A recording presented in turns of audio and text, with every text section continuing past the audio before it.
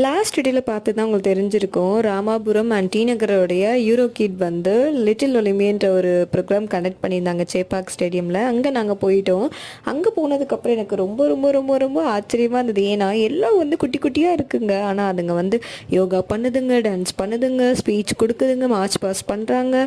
அதுக்கப்புறம் என்ன கேம்ஸ் எல்லாம் விளையாடுறாங்க. ரொம்ப வந்து என்னடா இது அப்படின்ற மாதிரி இருக்குது. நம்மலாம் சின்ன பிள்ளையாக இருக்கும்போது எல்லாரும் நம்ம சேர்த்துருவாங்க, சேர்த்துட்டு அப்போ வீட்டுக்கு கரெக்ட் டைமுக்கு போக முடியாது, அதனால நம்ம ஒன்றும் சேர வேணாம் அப்படின்னு சொல்லிட்டு இந்த பிடி மிஸ்லாம் வந்து கிளாஸ்க்கு வர டைமில் ஏஞ்சி வந்து ரெஸ்ட் ரூமுக்கு ஓடி ஒளிஞ்சிக்கிற நாளெல்லாம் இருக்குது. ஆனால் இப்போ உள்ள பசங்க என்னன்னா நம்மளை விட எல்லாம் தெரியுது, அந்த கேம்ஸ் எல்லாம் விளையாடிட்டு இருந்ததுங்க, ஸ்பீச்செல்லாம் கொடுத்துதுங்க. அதெல்லாம் பார்க்கும்போது என்னடா இது அப்படின்ற மாதிரிக்கு எனக்கெல்லாம் இப்போ வரைக்கும் ஸ்டேஜ் ஃபியர் இருக்குது. மைக்கெல்லாம் கையில் கொடுத்து அப்படியே கை உதச்சி வரைக்கும் ஆகும். ஆனால் இந்த பசங்க என்னடானே என்னென்னமோலாம் பேசுது, சொல்கிறதெல்லாம் புரிஞ்சுட்டு பண்ணுறாங்க.